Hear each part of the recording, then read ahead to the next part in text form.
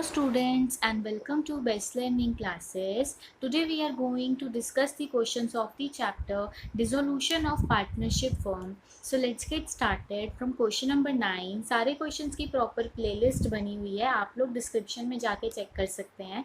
इस वीडियो में हम question number 9 से start करेंगे जिसमें बोला है कि हमें जर्नल एंट्रीज पास करनी है.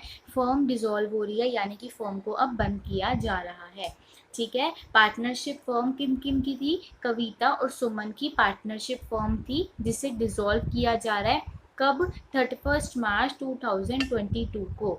ठीक है. और वो बोल रहे हैं कि जितने भी हमारे एसेट्स थे और जितनी भी हमारी थर्ड पार्टी की लाइबिलिटीज़ थी उन सबको हम रियलाइजेशन अकाउंट में ट्रांसफ़र कर चुके हैं. यानी कि हमें किसी भी एसेट का नाम यूज़ नहीं करना है, एसेट की जगह रियलाइजेशन अकाउंट का यूज़ करना है. क्योंकि जब फर्म डिसॉल्व होती है तो हम उस रियलाइजेशन अकाउंट में सारे एसेट्स और सारी लाइबिलिटीज़ को ट्रांसफ़र कर देते हैं.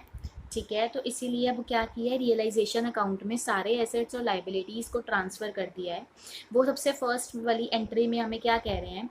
फर्स्ट वाली एंट्री में कह रहे हैं Kavita took over stock amounting to 1 lakh at 90,000. यानी कि उसने क्या किया कि जो स्टॉक 1 लाख रुपए का था वो उसने 90,000 रुपीज़ के लिए ले लिया.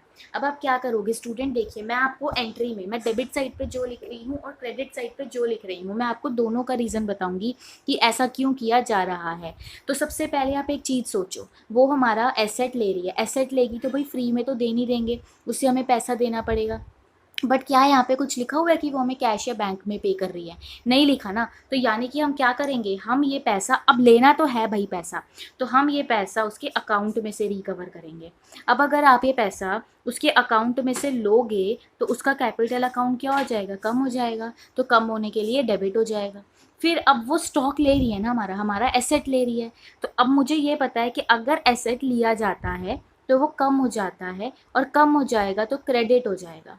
और मुझे अभी मैंने क्वेश्चन में लाइन पढ़ी थी कि सारे के सारे एसेट्स को रियलाइजेशन अकाउंट में ट्रांसफ़र कर दिया गया है. तो मैंने यहाँ पे स्टॉक का नाम ना यूज़ करके किसका नाम यूज़ किया? रियलाइजेशन अकाउंट का नाम यूज़ किया. बिकॉज मेरा जो स्टॉक था वो ऑलरेडी रियलाइजेशन अकाउंट में जा चुका था. तो इससे पैसा लिया, इसीलिए इसका कैपिटल अकाउंट हुआ डेबिट और हमारा एसेट कम हो गया, इसीलिए रियलाइजेशन अकाउंट हुआ क्रेडिट. और लिया कितने रुपए पे है? 90,000 रुपये पे है. देखो, वो आपको कंफ्यूज करने के लिए ना ये सब लिख के ज़रूर देंगे कि भाई इतने का था, इतने में लिया. भाई ले लिया ना, हमें लेना देना नहीं है. तूने डिस्काउंट पे लिया, तूने नुकसान पे लिया, हमें कोई फ़र्क नहीं है. ठीक है. अब देखिए नेक्स्ट एंट्री में क्या हुआ है स्टूडेंट्स, इसमें हमें बोला हुआ है कि जो क्रेडिटर्स थे ना 2 लाख रुपए के, उन्होंने प्लांट एंड मशीनरी ले ली. देखिए, जब हमने डिसोल्यूशन चैप्टर स्टार्ट किया था तभी हमने ये बात समझ ली थी कि अगर किसी लाइबिलिटी को किसी एसेट के थ्रू सेट ऑफ किया जाता है, यानी कि हमारी कोई लाइबिलिटी थी और उसको हमने कोई एसेट दे दिया और कहा कि अब तेरा अकाउंट बंद हो गया, तो उस चीज़ की कोई भी एंट्री नहीं की जाती. ठीक है. कभी भी कोई एसेट अगर लाइबिलिटी से सेट ऑफ हो रहा है तो उसके लिए आपको सिंपल लिख देना है नो एंट्री. ओके. थर्ड वाले में बोला हुआ है कि एक अनरिकॉर्डेड एसेट था 23,000 रुपीज़ का जिसको सुमन ने ले लिया 17,000 रुपये पे. ठीक है. यानी कि एक एसेट था और उसको किसने ले लिया? उसको ले लिया सुमन ने. ओके. तो अब फिर से वही चीज़ स्टूडेंट्स, अगर वो एसेट लेगी तो उसको हमें पैसा देना पड़ेगा. तो अभी ऐसा तो कुछ नहीं पता, तो हमने मान लिया कि हमने उसके पैसे उसके कैपिटल अकाउंट में से लेने हैं, तो उसके कैपिटल अकाउंट को हमने कम कर दिया. और वो क्या ले रही है? एक एसेट ले रही है. तो एसेट कम होगा तो इसीलिए हमने रियलाइजेशन अकाउंट को क्रेडिट कर दिया. और ले वो देखो फिर से वही चीज़ 17,000 रुपये ले रही है तो आप उसी का ध्यान दोगे. वो आपको अलग अलग चीज़ें लिख के दे देंगे कि इतने का था, इतने में ले लिया. इस चीज़ से हमें कोई भी लेना देना नहीं है. और नरेशन भी सिंपल सी लिख दो कि being unrecorded asset taken by Suman. कोई अनरिकॉर्डेड एसेट था और वो सुमन ने ले लिया.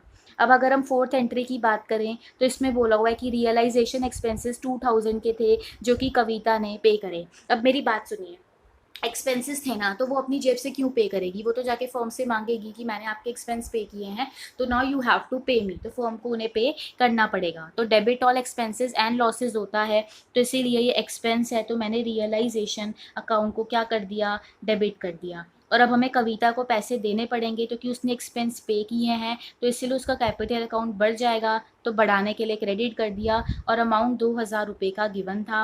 और नरेशन भी वही सिंपल आ जाएगी कि being realisation expenses paid by Kavita. ठीक है, किसने पे कर दिए? कविता ने पे कर दिए। समझ में आया? आगे अगर हम बढ़े तो हमें फिफ्थ एंट्री में बोला गया है कि बैंक लोन 21,000 का था जिसको पे कर दिया, यानी कि देखिए एक हमारी लाइबिलिटी थी जिसे हमने सेट ऑफ करा। तो आप पहले एक चीज़ ये समझो कि अगर हम लाइबिलिटी पे कर रहे हैं तो हमारी लाइबिलिटी कम हो जाएगी, तो लाइबिलिटी को कम करने के लिए डेबिट किया जाता है। तो मैं यहाँ पे रियलाइजेशन अकाउंट को डेबिट करूँगी, क्योंकि मैं सारे एसेट्स और लाइबिलिटीज़ को ऑलरेडी रियलाइजेशन अकाउंट में ट्रांसफ़र कर चुकी हूँ। और कैसे पे करेंगे? ऑब्वियस ही बात है कि बाय कैश और बाय बैंक, तो मैंने बैंक एज्यूम कर लिया, और जो लाइबिलिटी थी वो 21,000 रुपये की थी, तो 21,000 रुपये की लाइबिलिटी हमने पे कर दी, है ना। अब देखिए इसके अलावा हमें बोला हुआ है कि लॉस हुआ डिसोल्यूशन पे 7,000 रुपये का लॉस हो गया है, ठीक है। तो अगर लॉस हुआ है तो कौन बियर करेगा? जो बाकी के पार्टनर्स बचे हैं वही बियर करेंगे। तो मुझे इस क्वेश्चन में ना कोई भी रेशियो नहीं बता रखा कि कौन से रेशियो में कविता और सुमन आपस में प्रॉफिट्स और लॉसेस को शेयर करते थे। तो मैंने अज्यूम कर लिया कि इक्वली ही करते होंगे। तो यानी कि देखो एक तो लॉस हुआ है, तो कविता और सुमन दोनों का ही जो कैपिटल अकाउंट है वो क्या हो जाएगा? डेबिट हो जाएगा। तो कि लॉस से कैपिटल अकाउंट क्या हो जाता है? कम हो जाता है। और लॉस हुआ है तो अगर मैं पार्टनर्स के अकाउंट को डेबिट कर रही हूँ तो रियलाइजेशन के अकाउंट को मैं क्रेडिट करूँगी। तो स्टूडेंट 7,000 का लॉस हुआ है, तो जैसे कि हमें कुछ पता नहीं है तो हम क्या मान लेते हैं कि प्रॉफिट शेयरिंग रेशियो क्या होगी? बराबर होगी। तो 3,500 का लॉस एक ने बियर कर लिया और 3,500 का लॉस एक ने बियर कर लिया, राइट। तो क्वेश्चन बहुत ही आसान था। ऐसे ही क्वेश्चन आपको डिसोल्यूशन के देखने को मिलेंगे। तो मेरे हिसाब से तो जो डिसोल्यूशन है ना वो सबसे आसान चैप्टर है। अब देखो 10th क्वेश्चन में बोला हुआ है कि निशा, कमल और विजय की ऑटोमोबाइल स्पेयर पार्ट्स का एक बिजनेस है, ठीक है। तो जब उनकी जो रिलेशनशिप है ना, अब क्या हो रहा है कि मतलब रिलेशनशिप अच्छी चल नहीं रही है, तो वो लोग ना मिल बांट के बिजनेस की ग्रोथ के लिए डिसीजंस नहीं ले पाते हैं। एज अ रिजल्ट क्या हुआ है कि फर्म पिछले 3 साल से लॉसेस में चल रही है। तो देखिए अब पिछले 3 सालों से उन्हें लॉसेस हो रहे हैं, तो पार्टनर्स ने अब डिसाइड कर लिया कि हम अपनी फर्म को बंदी कर देते हैं। तो देखो अब क्या क्या ट्रांजेक्शन टेक प्लेस हुई। Shiva creditor to whom 6,000 were due accepted office equipment at 4,000 and the balance was paid to him. अब जैसे कि मैंने आपको अभी पिछले वाले क्वेश्चन में ही बताया था कि अगर किसी लाइबिलिटी को किसी एसेट के थ्रू सेटल डाउन किया जा रहा है तो उसकी कोई भी एंट्री पास नहीं होगी। अब ध्यान से सुनना कि मैं क्या कह रही हूँ। देखो यहाँ पे हमें बोला था कि उसकी लाइबिलिटी 6,000 रुपये की थी, यही आपको बोला था लाइबिलिटी कितने रुपए की थी? 6,000 रुपये की थी, जिसमें से उसने कहा कि 4,000 का तो मैं आपका इक्विपमेंट ले लूँगा और बाकी के जितने भी रुपए बचेंगे वो आप मुझे पे कर देना। तो देखो जो 4,000 रुपये की लाइबिलिटी को उसने एसेट के थ्रू सेटल डाउन किया है, इसकी तो कोई भी एंट्री होगी नहीं, क्योंकि यहाँ पे एक लाइबिलिटी एक एसेट के थ्रू सेटल डाउन हुई। पर जो 2,000 रुपये उसने कैश या बैंक जिससे भी लिए हैं, ये उसने लिए हैं ना, तो इसीलिए इसका हमें एंट्री करनी पड़ेगी, ठीक है। तो लाइबिलिटी है, लाइबिलिटी कम होगी तो डेबिट होगी। जब हम सब कुछ रियलाइजेशन में डाल चुके तो मैंने रियलाइजेशन अकाउंट को डेबिट करा। अब मैंने कैश या बैंक के थ्रू पेमेंट कर दी और यहाँ पे मैं सिर्फ 2,000 की एंट्री करूँगी, क्योंकि बैलेंस सिर्फ 2,000 रुपये का ही था जिसको कि मैंने कैश में पे किया है।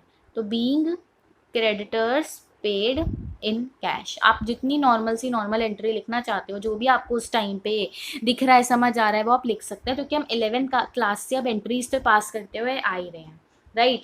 नेक्स्ट हमें बोला हुआ है कि investments which were of 1 lakh, half of it is taken by Mohan a creditor at 10% above the book value in settlement of his claim. यानी कि देखिए क्या हुआ है स्टूडेंट्स, इन्वेस्टमेंट जो कि 1 लाख रुपए की थी उसकी आधी मोहन ने ले ली, और वो भी उसने 10% अबव द बुक वैल्यू ली है अपनी क्लेम के सेटलमेंट में। यानी कि हमारी इन्वेस्टमेंट कितने रुपए की थी? 1 लाख रुपए की थी, है ना। तो उसको उसने आधी ले ली, यानी कि 50,000 रुपये की तो इन्वेस्टमेंट उसने ले ली, राइट। और बाकी की जो 50,000 रुपये की बची उसका भी तो कुछ होगा। और बाकी की इन्वेस्टमेंट का क्या किया गया है कि जो बाकी की आधी इन्वेस्टमेंट बची थी उससे हमने मार्केट में 30% के लॉस पे बेच दिया है। तो इस एडजस्टमेंट को थोड़ा सा आपको ध्यान से समझना पड़ेगा। देखिए इसमें हुआ क्या स्टूडेंट्स, इसमें हमें बोला गया, एक सेकेंड रुकिए। देखो इन क्वेश्चंस में हमें इन पार्ट्स में इसलिए थोड़ा ज़्यादा ध्यान देना पड़ता है क्योंकि इसमें लाइबिलिटी एसेट के थ्रू सेटल डाउन हो रही है ना। तो देखो इन्वेस्टमेंट कितने रुपए की थी, हमें बोला कि इन्वेस्टमेंट है भाई 1 लाख रुपए की, तो इसके 2 पार्ट्स हो गए, 50-50% हो गया, है ना। आधी इन्वेस्टमेंट क्या हुई, मोहन ने ले ली, और आधी इन्वेस्टमेंट को हमने मार्केट में बेच दिया। अब इसमें भी आगे बता रखा है कि इसने जो ली है ये 10% अबव द बुक वैल्यू ले ली है और जो हमने मार्केट में बेची है वो हमने 30% के लॉस पे बेची है। भाई ये 10% प्रॉफिट पे ले, 10% के नुकसान पे ले, जैसे मर्जी ले, हमें इसका कोई भी लेना देना नहीं है, क्योंकि इसकी कोई भी एंट्री पास करनी ही नहीं है, क्योंकि यहाँ पे एक एसेट से एक लाइबिलिटी का सेटल डाउन हो रहा है, तो इसका मुझे ध्यान नहीं देना। हाँ, पर जो मैं मार्केट में बेच रही हूँ उसके लिए मुझे पेमेंट या तो कैश या तो बैंक में मिलेगी, तो इसकी एंट्री मुझे करनी है, तो मुझे लेना देना सिर्फ ये आधे पार्ट से ही, और इसी की एंट्री मैं सिर्फ पास करूंगी। तो 1 लाख का आधा होता कितना है, 50,000 रुपये ना, उसको आपने 30% के लॉस पे बेचा है, यानी कि 30% का तो मुझे लॉस हुआ है, यानी कि 15,000 रुपये का तो लॉस हुआ है, यानी कि जो ये 50,000 रुपये की मशीनरी थी इसको 15,000 के नुकसान पे, यानी कि 35,000 में मैंने सेल किया है।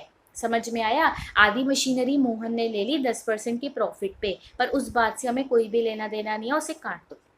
पर जो बाकी की 50% है वो हमने मार्केट में 30% के लॉस पे बेची है।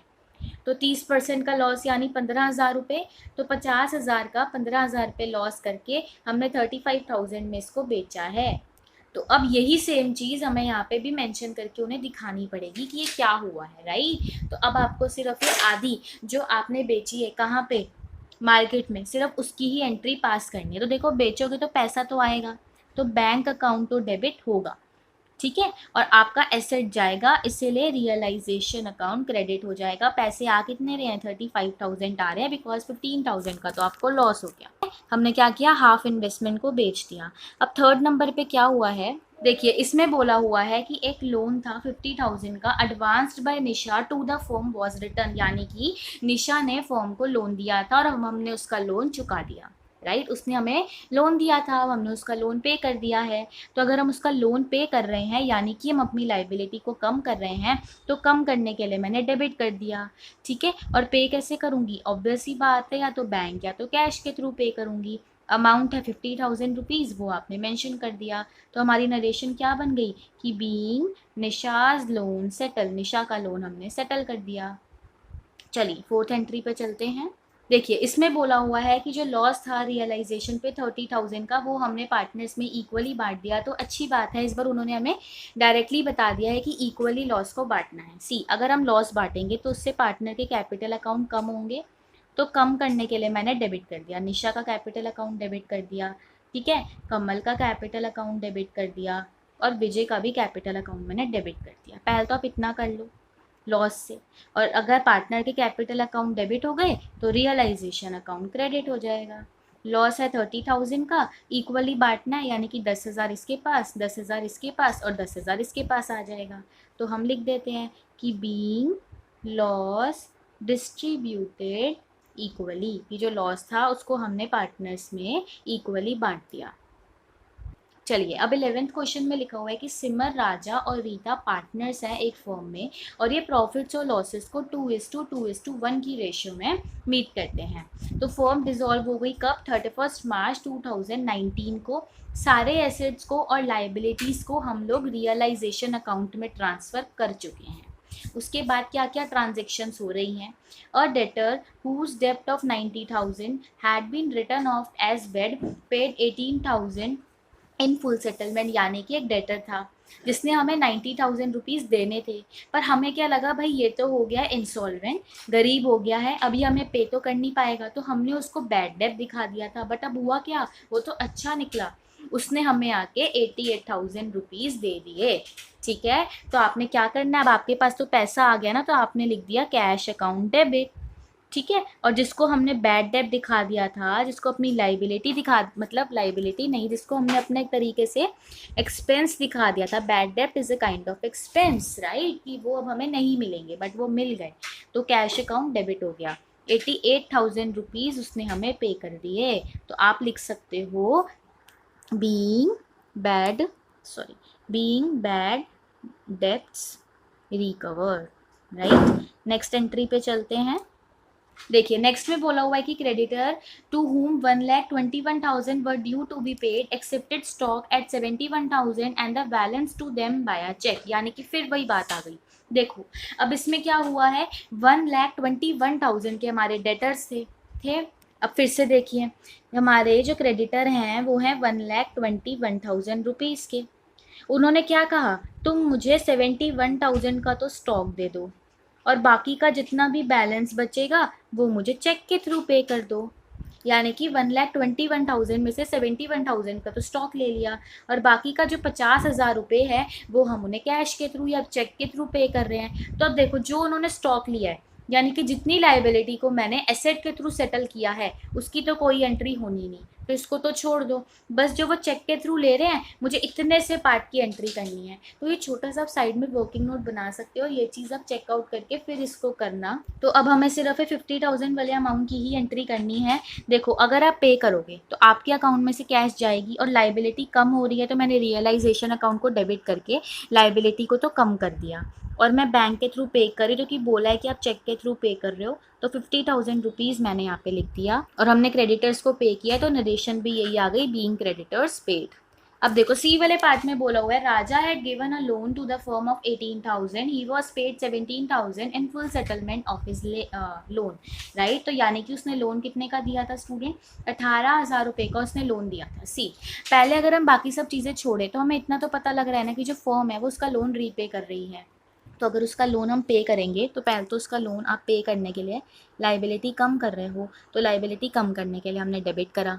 अब पे करेंगे तो ऑब्वियसली बात है, you will pay by bank, right. तो हमने बैंक के थ्रू पे की तो मेरा बैंक कम हो गया। अब हम उसको 1,000 रुपये कम दे रहे हैं। तो टू, देखो अब भाई उसका लोन तो 18,000 का ही था ना, हमारे बैंक के थ्रू 17,000 जा रहा है, तो एक तरीके से कह लो कि छोटा सा हमें 1,000 रुपये का प्रॉफिट हो गया, क्योंकि वो मान गया कि बेशक मेरा लोन 18,000 का है, आप मुझे 17,000 पे कर दो। तो हमने क्या किया, उसका लोन सेटल कर दिया। बहुत ही सिंपल और बहुत ही प्यारा चैप्टर है ये, I am telling you this. देखिए अब नेक्स्ट में क्या लिखा है, इन्वेस्टमेंट्स वर 53,000। ओके, कितने रुपए की थी, 53,000 की थी। Out of which investment of 43,000 were taken by Simar at 52,000 and the balance of the investment were sold for 12,000। यानी कि देखो, पहले समझो, 53,000 की इन्वेस्टमेंट में से जो 43,000 की इन्वेस्टमेंट थी वो सिमर ने ले ली, और वो, तो यानी कि उसने 43,000 की इन्वेस्टमेंट को 52,000 पे ले लिया। यानी कि कितना उसको हुआ, 9,000 रुपीज़ का डिफरेंस आ गया, है ना। और बाकी की जो बैलेंस इन्वेस्टमेंट थी, यानी कि जो 10,000 की बैलेंस इन्वेस्टमेंट बची, उसे हमने 12,000 रुपये पे बेच दिया। समझ में आई इतनी चीज़। देखिए, हालांकि इसमें कुछ ऐसा इंपॉर्टेंट नहीं है, बट एक बार देख लेते हैं कि 53,000 रुपीज़ की हमारी इन्वेस्टमेंट थी। इतनी चीज़ हमें क्वेश्चन में बोली है, जिसमें बोला हुआ है कि 53,000 की इन्वेस्टमेंट में से 43,000 की इन्वेस्टमेंट किस में ले ली, सिमर ने ले ली। और ये कह रहा है कि मैं ये इन्वेस्टमेंट 52,000 रुपीज़ पे लेता हूँ, और बाकी की इन्वेस्टमेंट कितनी बची, 10,000 की बची ना, इसको हमने मार्केट में 12,000 रुपये में बेच दिया। इतना उन्होंने हमें क्वेश्चन में बता दिया है। अब हमें इसकी एंट्री पास करनी है। अब पहले एक चीज़ समझो, अगर वो इन्वेस्टमेंट ले रही है तो भाई अगर इन्वेस्टमेंट ले रहे हो तो यू विल पे, राइट। तो अब देखो इसमें क्या हुआ, अब अगर सिमर इन्वेस्टमेंट ले रहा है या ले रही है तो उसको हमें पे करना पड़ेगा। तो मैंने उसका कैपिटल अकाउंट डेबिट कर दिया, ठीक है। फिर हमने बैंक में अपना पैसा डाला, तो कि हमने इन्वेस्टमेंट को बेचा तो हमारे पास पैसा आया, तो एसेट मेरा बढ़ गया। और बेसिकली मेरा गया क्या, मेरी तो इन्वेस्टमेंट चली गई। तो मतलब कि अगर इन्वेस्टमेंट एसेट कम होता है तो वो क्रेडिट होता है, तो मैंने रियलाइजेशन अकाउंट को क्रेडिट कर दिया। 52,000 हमारे पास सिमर से आएंगे। देखो हमें लेना देना नहीं है कि हमने उसको महंगी बेची इन्वेस्टमेंट, 43,000 की 52,000 में बेची, या हमने प्रॉफिट कमाया 10,000 की इन्वेस्टमेंट को 12,000 में बेचा। वो चीज़ इसमें हम नहीं लिखते एंट्रीज में, हमें सिर्फ लिखना है कितना अमाउंट जा रहा है या फिर कितना अमाउंट आ रहा है, दैट्स इट। हमें यहाँ पे प्रॉफिट हो रहा है, नुकसान हो रहा है, उन सब चीज़ों का अलग से ट्रीटमेंट होता है। अब आपने यहाँ पे सिंपली लिख देना है कि इन्वेस्टमेंट हमारी सोल्ड हो गई। अब बाकी हमें पता है कि आधी हमने सिमर को दे दी और आधी हमने मार्केट में बेची है। नेक्स्ट में बोला हुआ है expenses on dissolution amounting to 19,000 and the same were paid by the firm. यानी कि कुछ भी नहीं हुआ, सिंपली एक्सपेंसेस थे। तो अभी मैंने बताया था कि जो एक्सपेंसेस होते हैं वो सारे क्या हो जाते हैं, डेबिट। तो रियलाइजेशन अकाउंट डेबिट करके मैंने एक्सपेंसेस लिख दिए। एंड अगर हम एक्सपेंसेस पे करेंगे तो बैंक के थ्रू पे करेंगे, तो बैंक मेरा कम हो जाएगा। तो कम करने के लिए मैंने इसे क्रेडिट कर दिया। 19,000 रुपीज़ के एक्सपेंसेस हमें बता रखे थे, तो नरेशन आ गई बीइंग एक्सपेंसेस पेड, राइट। अब 6 वाली एंट्री देखते हैं। इसमें हमें बोला गया है कि प्रॉफिट हुआ है डिसोल्यूशन पे 30,000 का। ओके, बट इस बार हमें क्वेश्चन में प्रॉफिट शेयरिंग रेशियो भी पता है 2:2:1 की है। तो देखो, पहली चीज़, अगर प्रॉफिट हुआ है तो उससे पार्टनर के कैपिटल अकाउंट बढ़ेंगे, तो बढ़ाने के लिए हमें करना पड़ेगा क्रेडिट, तो इसीलिए मैंने फर्म को कर दिया डेबिट। तो कौन से पार्टनर है? सिमर है, राजा है और रीता है। तो अब हमें बांटना है 2:2:1 की रेशियो में, जो कि इस बार रेशियो बता रखी थी।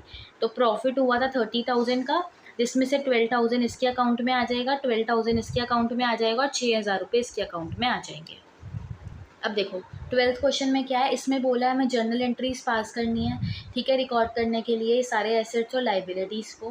देखो सबसे पहले बोला हुआ है there was an old furniture in the firm which had been written off completely in the books, this was sold for 3,000, यानी कि एक ओल्ड फर्नीचर था हमारी बुक्स में, उसको हमने बेच दिया है 3,000 रुपये पे।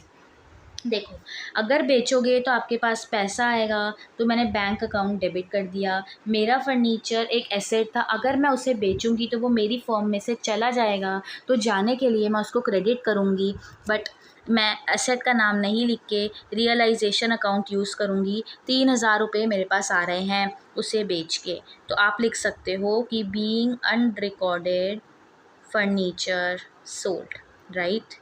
ओके, अब हम नेक्स्ट एंट्री की तरफ चलते हैं। नेक्स्ट एंट्री में हमें बोला गया है Ashish an old customer whose account for 1,000 was written off as bad in the previous year, paid 60% of the amount. फिर से वही बात आ गई कि जिसको हमने समझ लिया था कि ये पर्सन हमें पैसा पे नहीं करेगा, उसने अपने अमाउंट का 60% हमें पे कर दिया। यानी कि आपके पास बैंक में पैसा आया तो आपने बैंक अकाउंट को डेबिट कर दिया। अब देखो थे कितने उसके पैसे, उसने हमें 1,000 रुपये देने थे। अब वो पूरे 1,000 तो नहीं दे रहा, बट वो 1,000 का 60% देने के लिए रेडी है, तो ये आपके लिए इनकम है। तो हमने पढ़ा है ना credit all income and gains, इसीलिए मैंने रियलाइजेशन अकाउंट को क्रेडिट किया। 600 रुपये उसने हमें पे कर दिए, तो आप लिख सकते हो बीइंग बैड डेब्ट्स रिकवर्ड, तो कि बैड डेब्ट्स हमारे लिए एक्सपेंस है और बैड डेब्ट्स रिकवर्ड हमारे लिए इनकम है, राइट। नेक्स्ट एंट्री को देखें तो उसमें बोला है Paras agreed to take over the firm goodwill not recorded in the books of the firm at a valuation of 30,000। Simple सी बात है भाई, हमारी गुडविल है और वो पारस लेने के लिए अग्री है।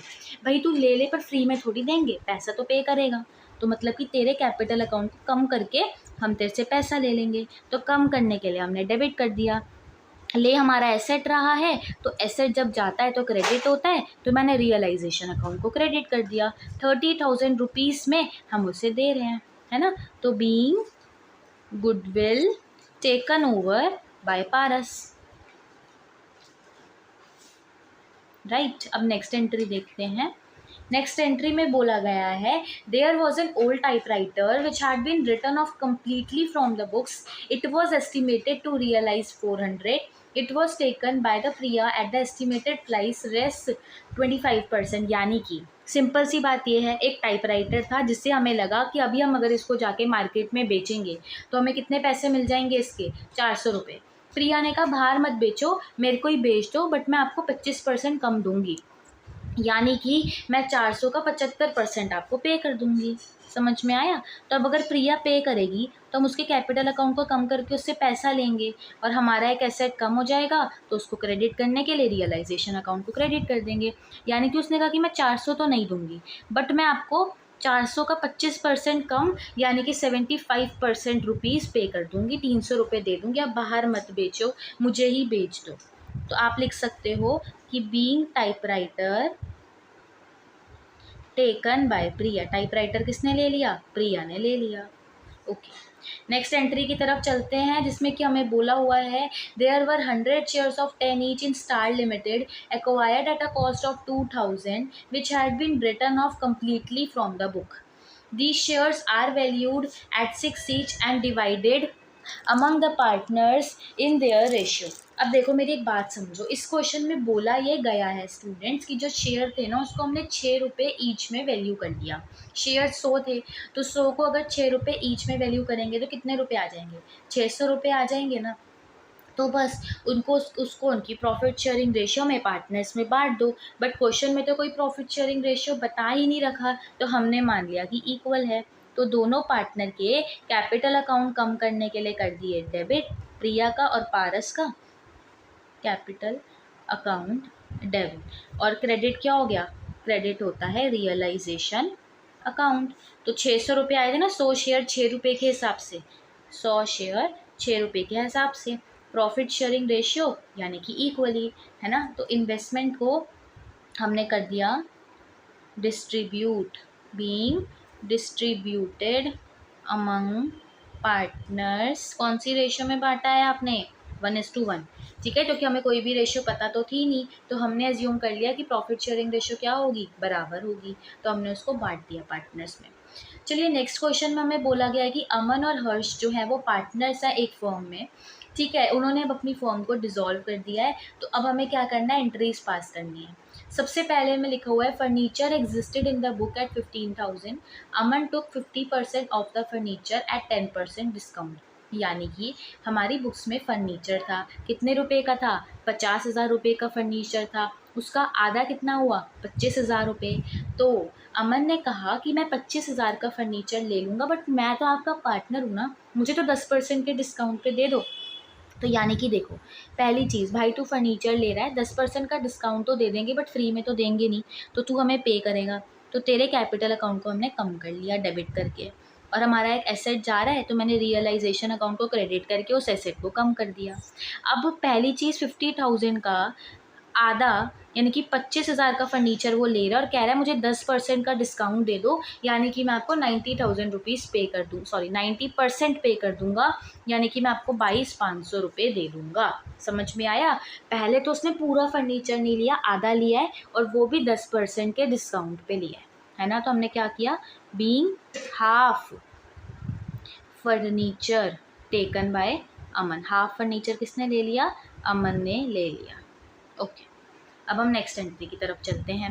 नेक्स्ट में हमें बोला गया है profit and loss account had a credit balance of 15,000। भाई क्रेडिट बैलेंस यानी कि मुझे उसे डेबिट करके ख़त्म करना पड़ेगा। याद नहीं होता ना, मेरे को भी नहीं होता था अपने टाइम पे कि यार ये क्रेडिट डेबिट क्या होता है। तो आप क्या करो, इतना समझ लो, मुझे इतना पता है जब मेरी फर्म डिसॉल्व हो रही है ना, मुझे हर चीज़ को भगाना है यहाँ से। मेरे पास एसेट लाइबिलिटी कुछ भी पड़ा है, मुझे उससे बस ख़त्म करते जाना है। तो अगर मेरे पास पीएनएल अकाउंट का क्रेडिट बैलेंस है, तो मुझे उसे ख़त्म करने के लिए डेबिट करना पड़ेगा, यानी कि पीएनएल अकाउंट होगा डेबिट। तो पार्टनर्स का अकाउंट क्या हो जाएगा, क्रेडिट। और पार्टनर का अकाउंट अगर हो गया क्रेडिट, तो इसका मतलब ये क्या था, ये था प्रॉफिट। और जिसको याद होता है वो तो याद ही रख लो कि पीएनएल का जो क्रेडिट बैलेंस होता है वो प्रॉफिट दिखाता है, और जो डेबिट बैलेंस होता है वो लॉस दिखाता है। तो ये हो गया प्रॉफिट। और प्रॉफिट शेयरिंग रेशियो क्या आपको क्वेश्चन में गिवन थी, नहीं, तो हमने मान लिया कि बराबर है, यानी कि 15,000 में से 7,500 इसके पास और 7,500 इसके पास, प्रॉफिट डिस्ट्रीब्यूट हो गया। तो बीइंग प्रॉफिट डिस्ट्रीब्यूटेड, और वो भी कौन से रेशियो में डिस्ट्रीब्यूट हुआ है, इक्वली 1:1। चलिए आगे बढ़ते हैं। आगे हमें बोला हुआ है Harsh loan of 6,000 was settled by paying 5,500। यानी कि देखो, आपने उसका लोन पे किया है, तो लोन पे किया यानी कि लाइबिलिटी कम हुई है, तो कम करने के लिए आपने डेबिट कर दिया। ओके, फिर हम पे करेंगे तो भाई बैंक के थ्रू ही पे करोगे, तो टू बैंक अकाउंट। पर हम लोगों को तो फ़ायदा हो गया, क्योंकि उसने हमसे कम पैसा ले लिया और अपना लोन भी ख़त्म करवा दिया। यानी कि 6,000 का लोन था, बट वो 5,500 में ही मान गया, तो 500 का हमें फ़ायदा हो गया। तो हमें पता है कि credit all income and gains, तो ये हमारा क्या हुआ है, गेन हुआ है। तो मैंने हर्ष का लोन सेटल कर दिया। समझ में आई ये चीज़ आपको, है ना। अब आप बोलोगे मैम आपने यहाँ पे रियलाइजेशन की जगह पीएनएल अकाउंट क्यों नहीं यूज़ किया। भाई हमें कोई अकाउंट लाना ही नहीं है, हमें डिसोल्यूशन में सिर्फ एक ही अकाउंट पता है, और वो कौन सा अकाउंट है, रियलाइजेशन अकाउंट। हर जगह बस एक उसी अकाउंट का यूज़ करो। नेक्स्ट में बोला हुआ है फर्म ने 5,000 के रियलाइजेशन एक्सपेंसेस पे किए हैं ऑन बिहाफ ऑफ हर्ष। भाई हर्ष के बिहाफ पे किए हैं ना, अब तब तो कर दिए, अब तो उससे वापस लोगे तो उसका कैपिटल अकाउंट कम करने के लिए डेबिट कर दोगे, है ना, टू बैंक। क्योंकि हमने बैंक से पे किया, तब हमने तो पे कर दिया, बट अब हम उसे कह रहे हैं कि भाई तेरे बिहाफ पे हमने पे कर दिया, पर अब तू हमें वापस दे दे। ठीक है, तो वापस देने के लिए हमने उसका कैपिटल अकाउंट क्या कर दिया, कम कर दिया, डेबिट कर दिया। नेक्स्ट में हमें बोला हुआ है there was a cheque for 1,200 under discount. The cheque was receive from Soham who became insolvent and a first and final dividend of 25% was receive from his estate. यानी कि उसने हमें देने कितने थे स्टूडेंट्स, 1,200 रुपये देने थे। ठीक है। बट वो हमें कह रहा है कि मैं आपको क्या कर सकता हूँ, सिर्फ 25% का फर्स्ट एंड फाइनल डिविडेंड ही उसके हमें एस्टेट से रिकवर हो पाया, बाकी का वो हमें नहीं दे पाया। ठीक है, तो आप मेरी एक बात समझो, वो हमें सिर्फ कितना दे पाया है, 25%, तो बाकी का तो फर्म के खुद के अकाउंट में से जाएगा। तो पहली चीज़ ये एक एक्सपेंस है, तो एक्सपेंस को मैंने कर दिया डेबिट, और मुझे अपने बैंक में से पे करना पड़ेगा, पर कितना, देखो 1200 में से 25% तो वही दे रहा है ना, तो फर्म को कितना देना है, सिर्फ 75% रुपीज़। ठीक है, तो bill under discount met by firm, किसने मीट कर लिया उसको, फर्म ने। भाई हमने उसको कहा दे दे, उसने कहा यार मैं तो हो गया हूँ इंसॉल्वेंट, मैं तो 25% ही दे पाऊंगा। मैंने कहा चल ठीक है भाई, कुछ ना आने से कुछ आना अच्छा है, बाकी का हम खुद दे देंगे।